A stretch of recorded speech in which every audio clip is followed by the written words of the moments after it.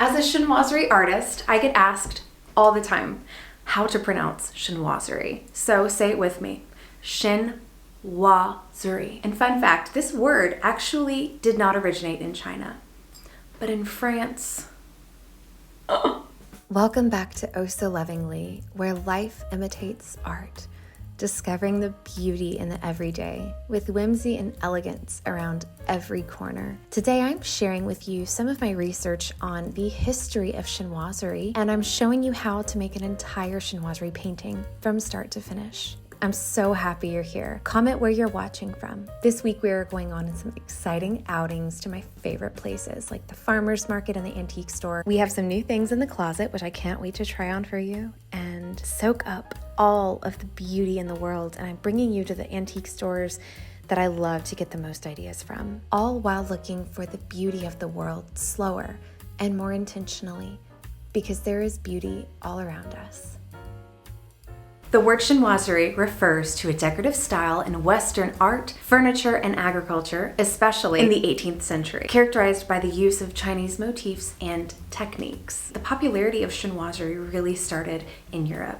The Silk Road brought silk from China to Europe. By the 17th century, ships began being utilized for trade purposes.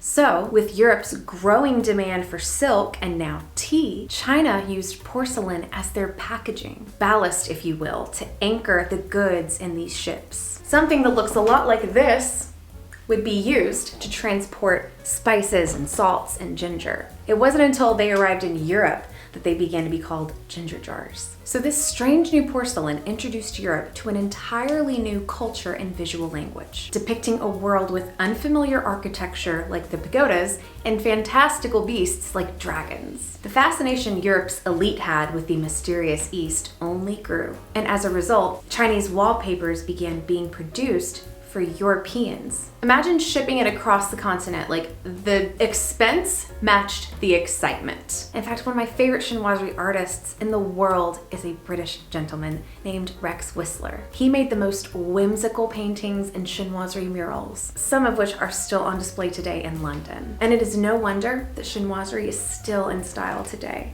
Nature will never be out of style. Bringing the outside in is not a trend. It is classic. I think that's what makes chinoiserie so timeless. The classic panoramic scenes depicting nature in all of its most majestic forms, inviting you to get lost in it. They are magnetic and they have adorned the walls of beautiful homes for over 200 years. My favorite part of chinoiserie is the vivid colors and the beautiful styles and how a brushstroke can indicate movement of a bird's wing or a butterfly's wing or flower in the middle of blooming. Chinoiserie is about creating a feeling.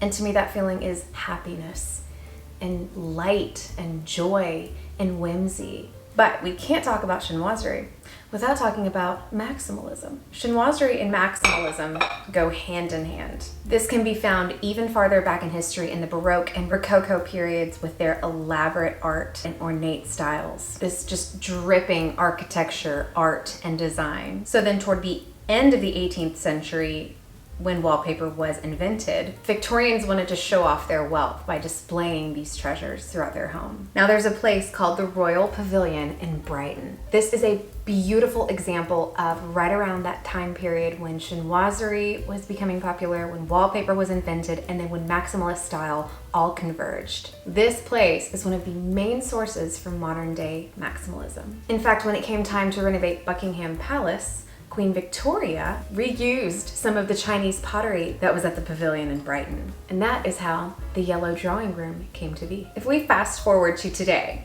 many chinoiserie manufacturers are still based in China. The teaching for chinoiserie artwork came from China, and it's no surprise that I trained under someone who trained in China for years. It is a lost art, and only a few people in the United States really know how to paint it.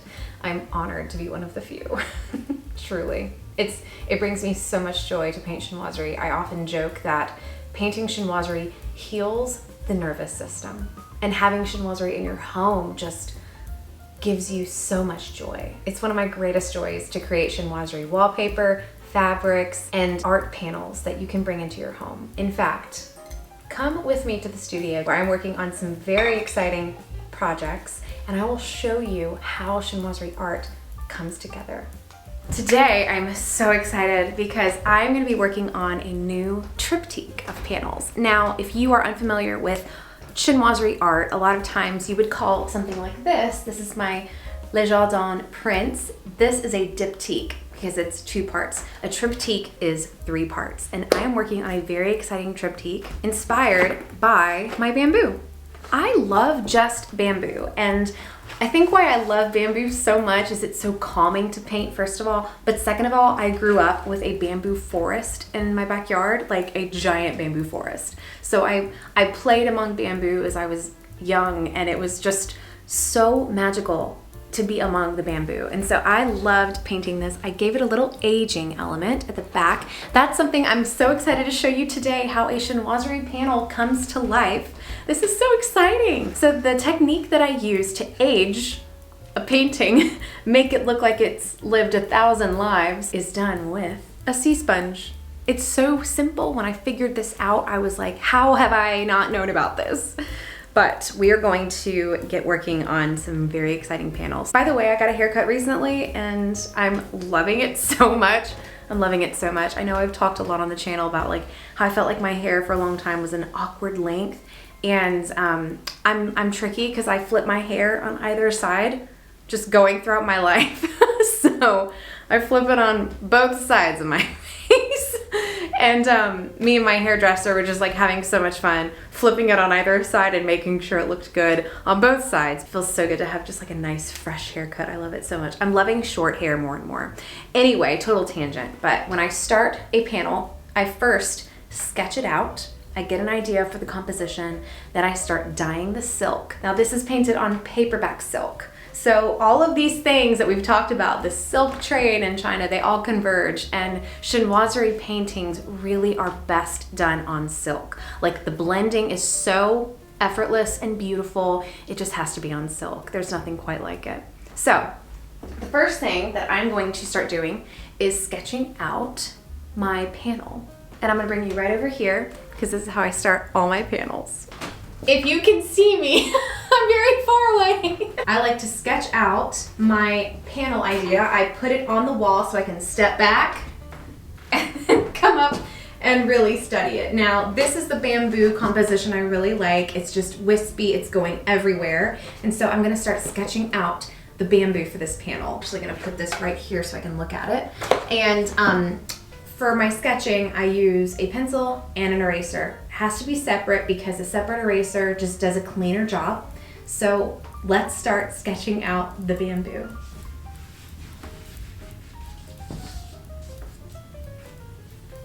Coming out and up. And then I want this triptych to connect. So since I'm doing a triptych, I've literally sketched out the 3 bamboo panels. So I know right now I'm working on the far left one, and that will connect with the center, and then that will connect with the right. So I want to make sure I have it right in my head before I get to the sketching. Anyways, continuing on. I want the bamboo to be long and leggy. Needs to be longer.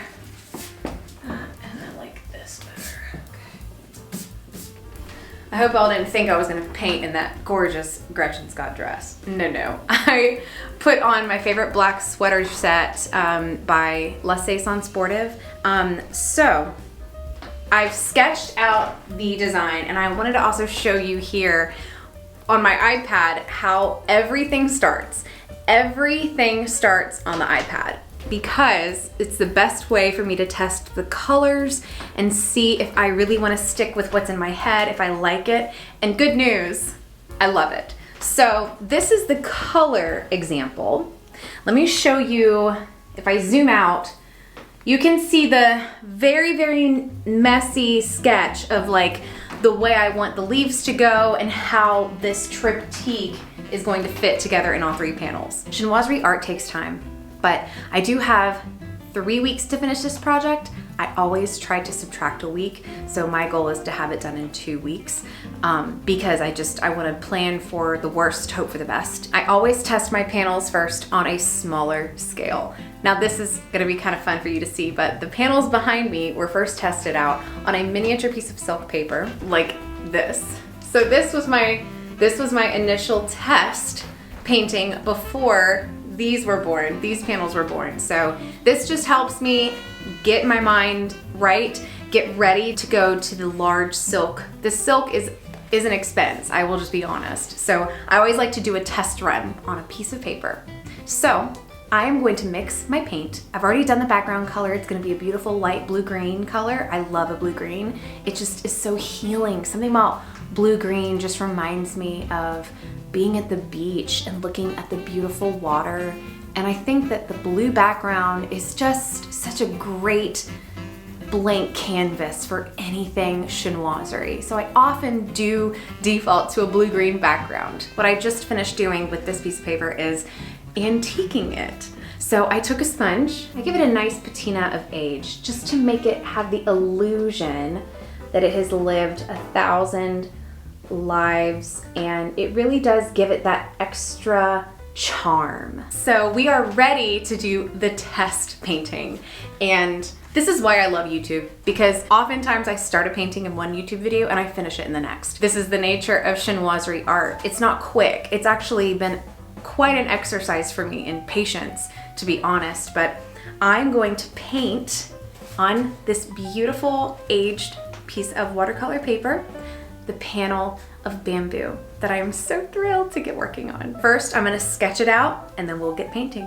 While I'm here, I thought I'd give you a little studio tour of my workspace. So this is my easel. I like to stand when I work. In fact, I have a standing desk for a lot of my admin work, but sometimes when I'm just drawing and I don't have to have the paper be, you know, horizontal, I like to stand. So in the sketching portion, I love to stand. And this is my inspiration board now. It's in very much a season of transition right now, but it's definitely coming along. I love my desk so much. This is actually from Target, if you can believe it, this beautiful desk, and I love it. This is everything I keep on my desk. So I've got my ceramic paint well, which is so wonderful and highly useful. I've even made use of the bottom of the lid for when I need specific colors mixed on a quick whim. The ceramic paint well is the best though, because with gouache paints, they're water activated. So all you need to do to start painting is dip a little water into the paint and you are painting again. Now, I need to give this another clean. The Mr. Clean Magic Eraser is the only thing that seems to get my water well clean every time, but this is just wonderful to have it there accessible. I purchased this, if you can believe it, Wedgwood pitcher where I keep all of my brushes. I sourced from Goodwill, my babies. Goodwill, you heard me correctly. This is a gorgeous lampshade that I sourced from Ballard Designs. It's one of my favorite home decor stops. The finial, I think, is from my grandmother's house, so it's really special. I'll also show you, I need to really replenish my Q-tips. There's one sad little Q-tip left in my mini Diptyque candle jar. And this is another great place that I store my paints. So that's the white, the dark pink, and the light pink for the peonies. So this was actually like at an antique store and I purchased it. It was meant to hold jewelry in, and I was like, I'm using this for paint. And because the antique store owner, Helen, knows me, she was like, of course you were gonna put paint in here. They're really sweet, they stack up. And it's just so convenient. This is my table in the corner where I just keep odds and ends. And this is the mixing water, just so I got it up off the ground, because knowing me, I would crash into it and spill it everywhere. I do love this table so much. This was a Goodwill find, this glass top circular table. So it's wonderful. You'll notice there's a lot of chinoiserie in the studio. I do love collecting chinoiserie at antique stores and estate sales. It's timeless. So this formation has a lot of beautiful curly willow reaching up toward the sconces and my panels. So this is my happy little table. You wanna see the mess? Here's the mess. Going over to where I'm sketching the bamboo. You can't really see it on the camera, but the sketch is there. Moving over to my wall of completed and just where I collect the things that give me inspiration. These are all actually prints. Those two are prints. These are prints. That's a print. That is the original, I do believe, and that is the original.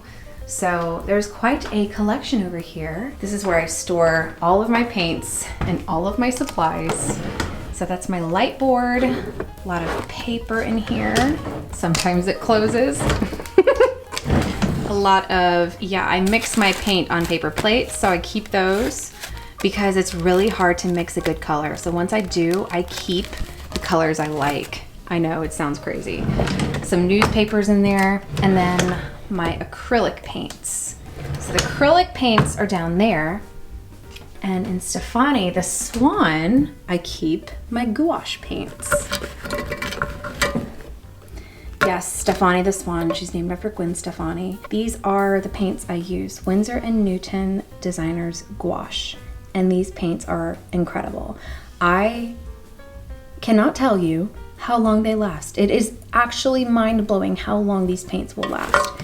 This one is a white, and it's a little thicker. It's an acrylic gouache, so that does a great job of doing details on things like the peonies and the white tips of those. And yeah, I've lined her with some paper towels just to make sure nothing ever happens to my precious Stefani the swan. So I found her at an antique mall in Alabama, and my husband is Italian. And on the bottom of her, it says made in Italy. So I bought her so fast. She's so happy. Really fun botanical prints that I just worked on. I've got my bamboo. I framed these up since I've moved on, so I just wanted to get these in a frame and get them up so I could move on, because that's how I work. As my inspiration changes and my new ideas come, things kind of go to this wall, so I can I really like to get an idea of where I've been, and in turn that kind of shows me where I'm going next. So this is a wonderful place to just have everything visible that I've done and just keep going forward.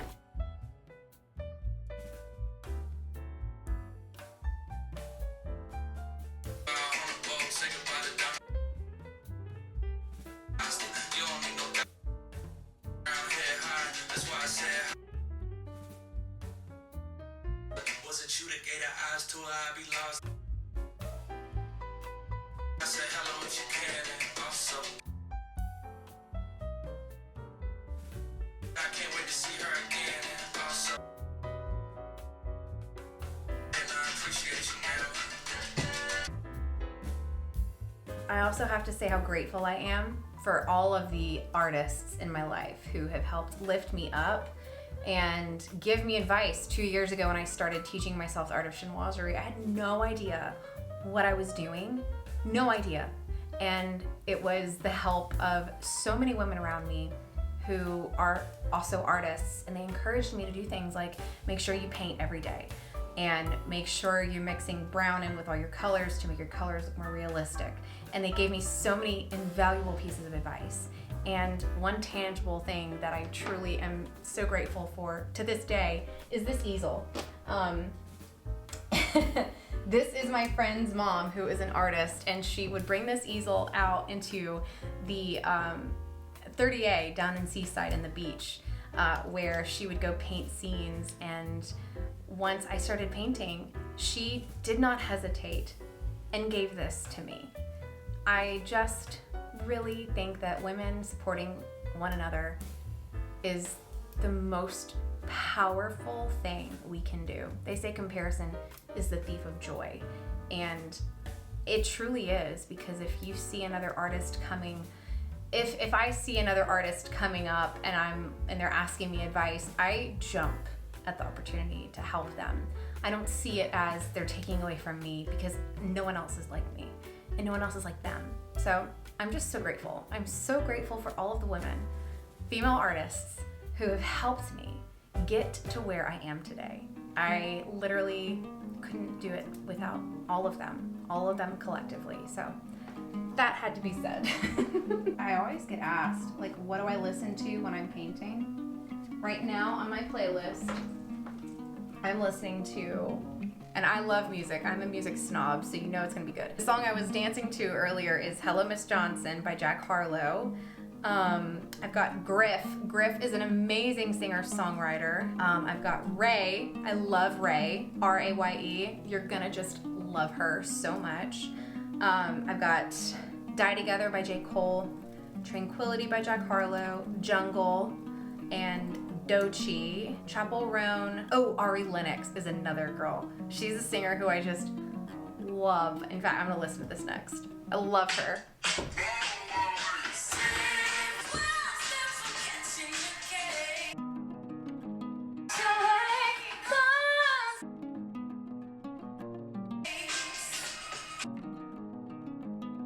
Run around and find out.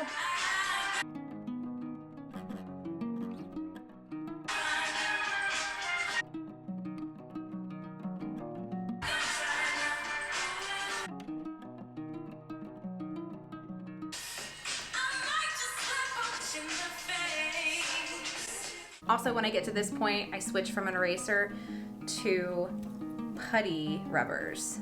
This is a great traceless way to erase anything. If I have too many pencil marks on the page, I just kind of dot this and it gets rid of all of the pencil marks.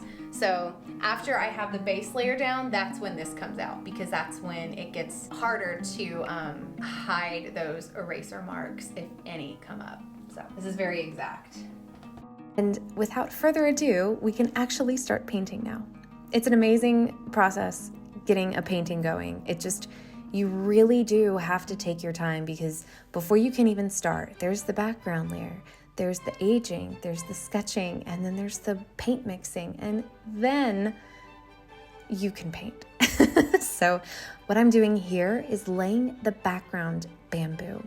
I find it gives it a really nice dimension to have a little something going on in the background of the painting, especially if you've got a bamboo, which is fairly thin. So I like to give it a little more action in the painting. So what we're doing now is we are laying down the background layer.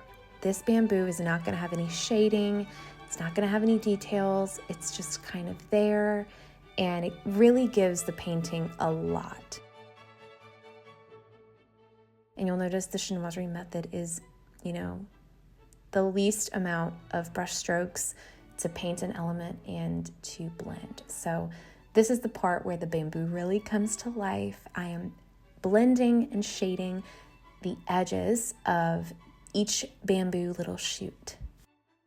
And what I'm realizing here is that I went a little too dark on the base layer of the bamboo, because I want the shading to really stand out. So for the final, I'm going to go a little lighter.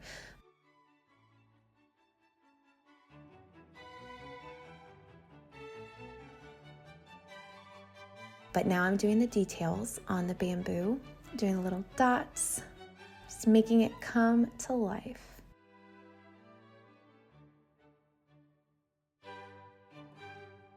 I'm doing the fine details on each end of the bamboo. Now I'm moving on to shading the leaves. I'm doing this out of order because I did an Instagram live where I was painting this with y'all, so I wanted to make sure everyone could see everything. So typically I do each element one at a time. I would have finished all the dark leaves at once, all the light leaves at once, and all the bamboo at once. But sometimes I like to do a live painting night on Wednesday nights, by the way. Join my Instagram page every Wednesday night at 7 p.m. Eastern Standard Time. I go live from the studio. So that's something that I paused to do here today. It just really is turning out so happy. All right, so I have completed phase one. Phase one is doing this miniature version before I go to the 24 by 36 panels. You know what I'm thinking? I kind of want to add some butterflies. I think we need some, maybe a butterfly over here. I'm just gonna think on that. I want to do a little bit more detail on the grass, but yeah, this is exactly the color combo I'm going for. And I'm so excited. I will pop on the screen what Southern Living magazine just posted. I feel like I've always had an eye for the trends and what's next, and this just is so perfect. Perfect timing. So that makes me very excited. The blue-green, this is like the best blue-green chinoiserie panel. It can go anywhere, and I am so excited to see these panels come to life.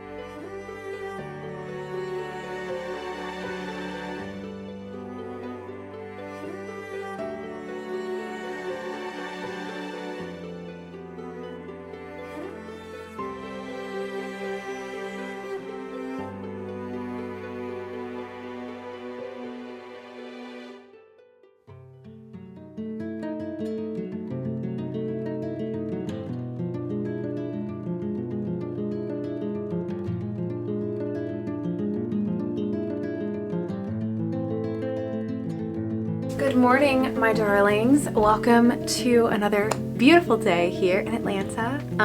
Last night I got so much done in the studio. I'm just so excited for this triptych of bamboo that is going to be available for you to shop soon. And you can always shop everything on my website. All of my chinoiserie panels and prints and my fabrics and wallpapers are linked below in the description. This morning I spent an idyllic moment at Duck Pond. I have never had ducks run up to me like that before. It was so cute. Oh my gosh. I have a very exciting day of antiquing planned for us. So first of all, I'm going to brunch to meet my girlfriends, and then I'm going to stop into the farmer's market and the antique store, my favorite, Turnage Place. If you are ever in Atlanta, please check out Turnage Place. It is one of my favorite spots to go. They always have something so beautiful, and they always have the biggest shipments of just beautiful estates.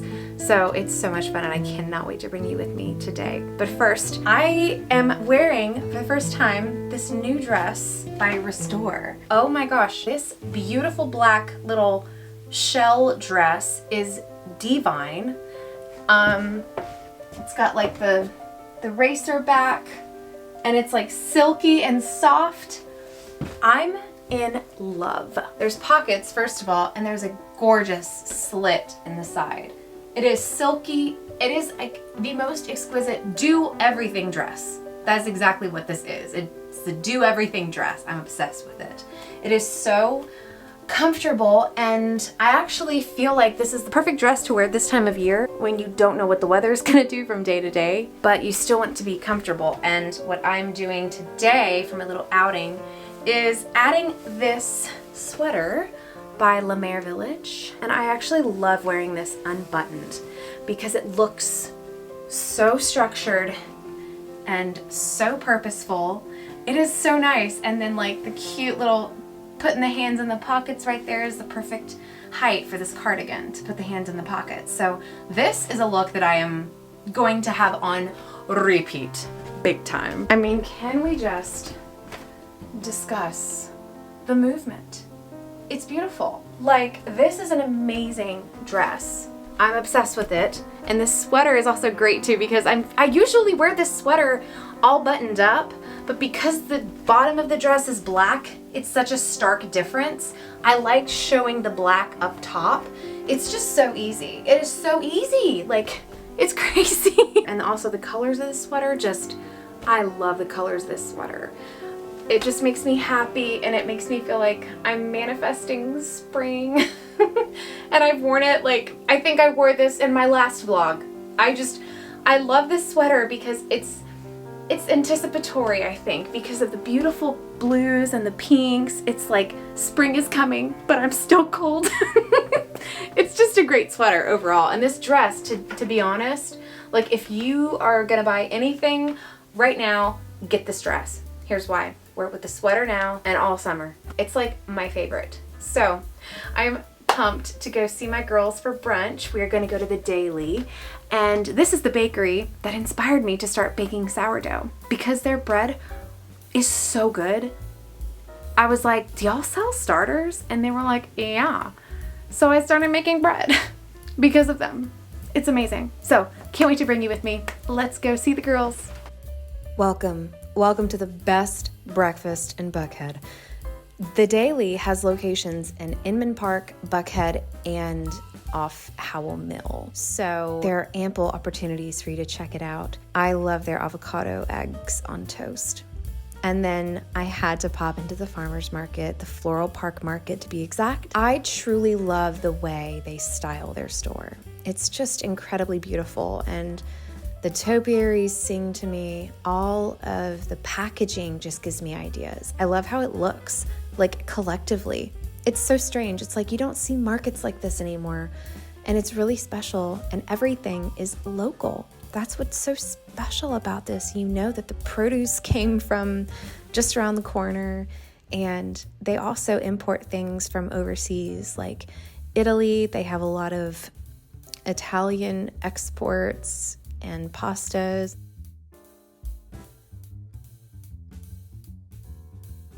They have their flower room, which is a haven. Just look at these roses. It's amazing. All the beautiful colors of the produce just absolutely ignite my soul and give me so much inspiration to go and create new artwork. And I loved the flowering basil. It's been a minute since I saw flowering basil. It was beautiful.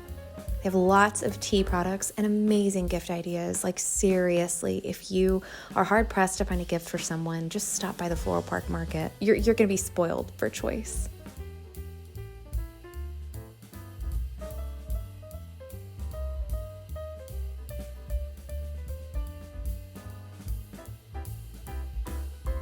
They have a lot of amazing fresh bread, fresh baked goods, and they're all so beautiful. That pound cake is out of this world. And I love their pottery. I loved the coasters. They were so cute, those little velvet coasters with the ruffles. Lots of incredibly stylish tableware. Look at this detail on this pottery. Is absolutely divine.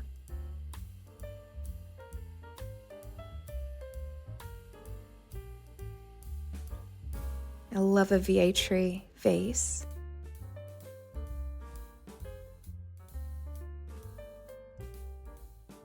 Do you see what I mean when I say you'll be spoiled for choice if you need a good gift? There is an abundance. They have imported spices, all natural cleaning products, incredibly special glasses like these hand-painted Georgia highballs. I really love these cleaning products, to be honest. They're pretty great.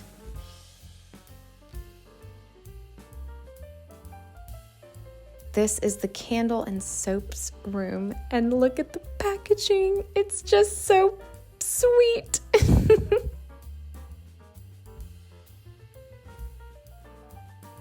I love the dark green and the deep amber glass together. That's a cool color combo. Now these are amazing candlesticks that look like twigs. They're amazing. They're so beautiful. And it smells like just heaven in this room, as you can imagine.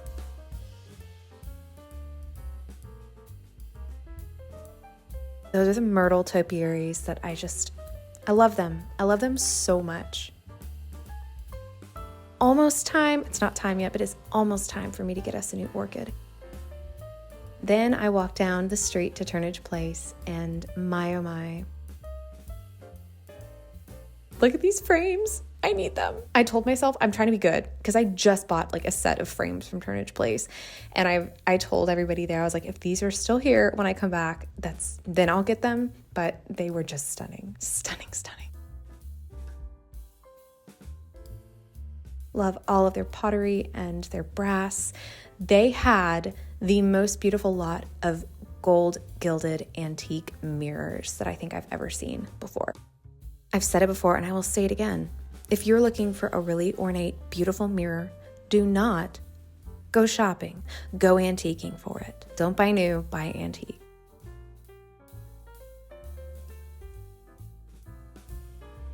Lots of really cool pottery. And I love this hand-painted furniture. The colors were so happy. Their library is just a treasure trove. This is where I find a lot of my coffee table books, and it's always just, I don't know, it's like stepping in a time capsule to open some of these books.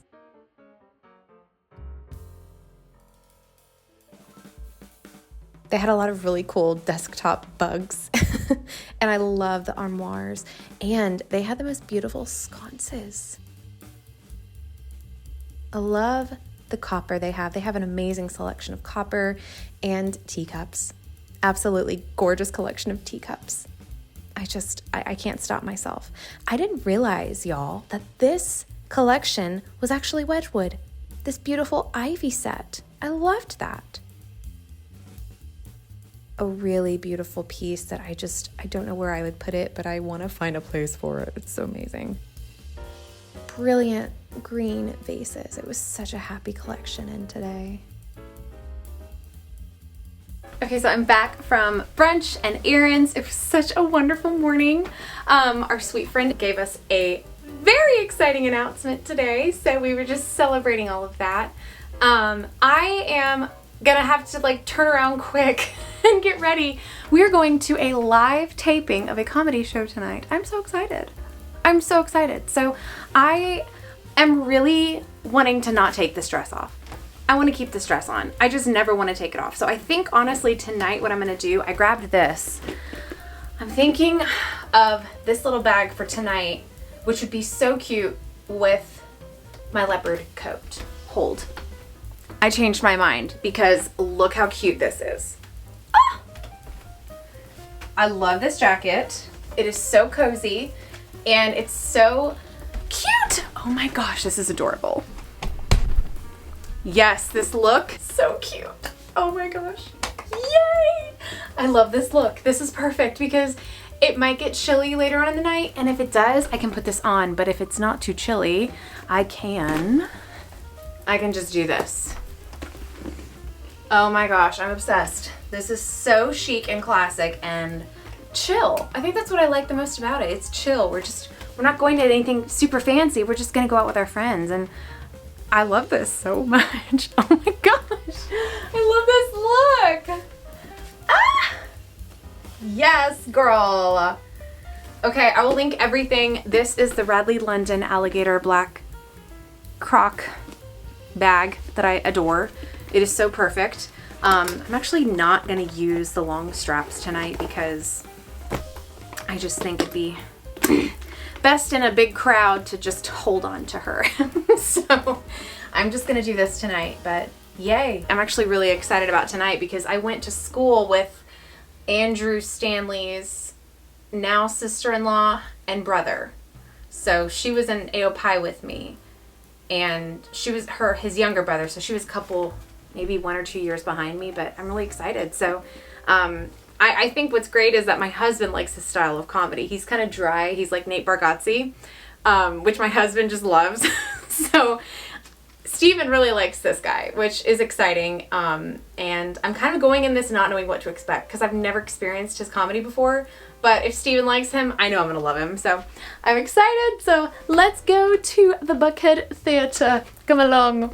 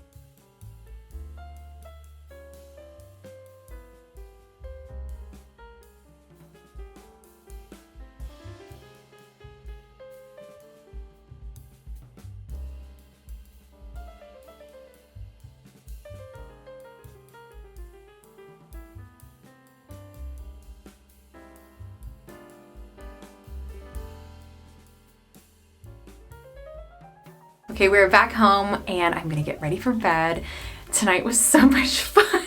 I saw so many people that I did not expect to see, and it was just a blast.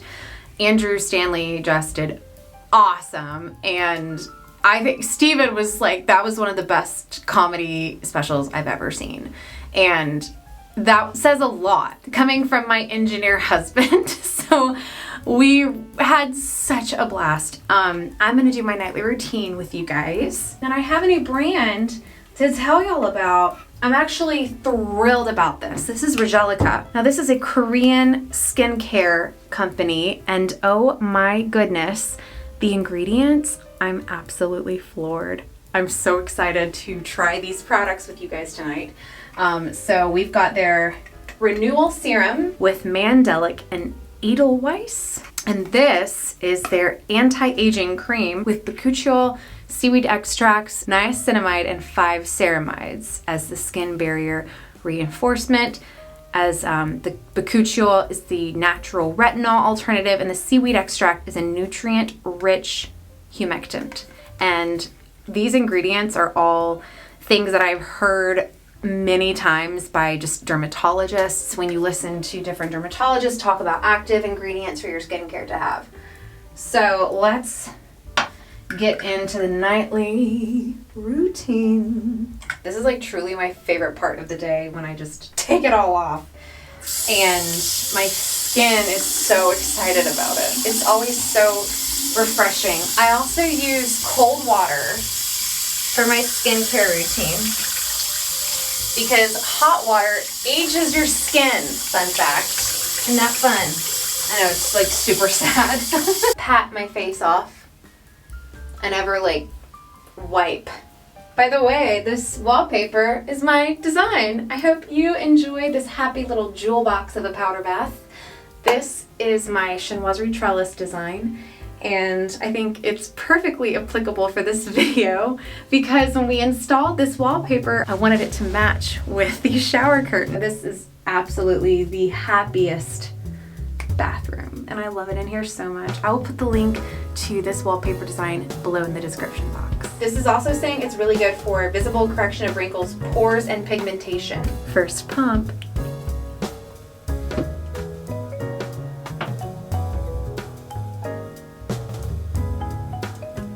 Ooh, that smells so good and like so natural. Oh my god, I love this scent. This is a good scent. Now we get to try this glorious anti-aging cream. Puncturing.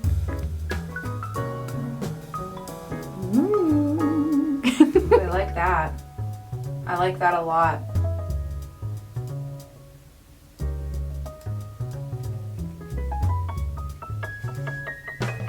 Dabbing it into my parentheses with great intensity. Ooh, I love that. I really love that. My skin feels like it's really sealed.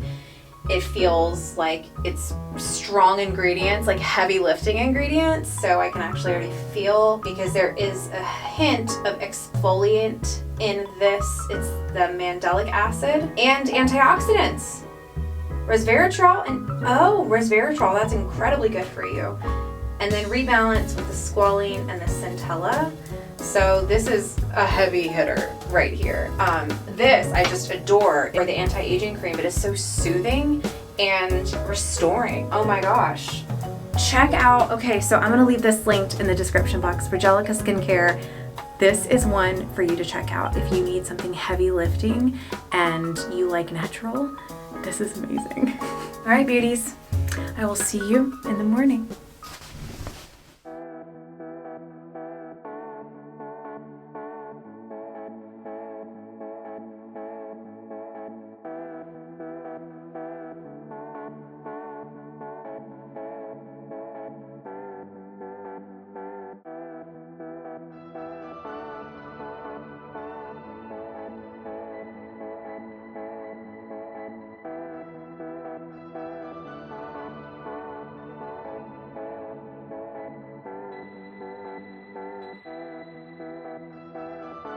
Good morning. It is Sunday, and I have the cutest outfit. Inspired by last night, this blazer was a hit, and I realized I love this time of year because I can get really creative with staying warm by wearing long, high boots. I have the coziest socks on my feet, and I am still able to look chic and purposeful.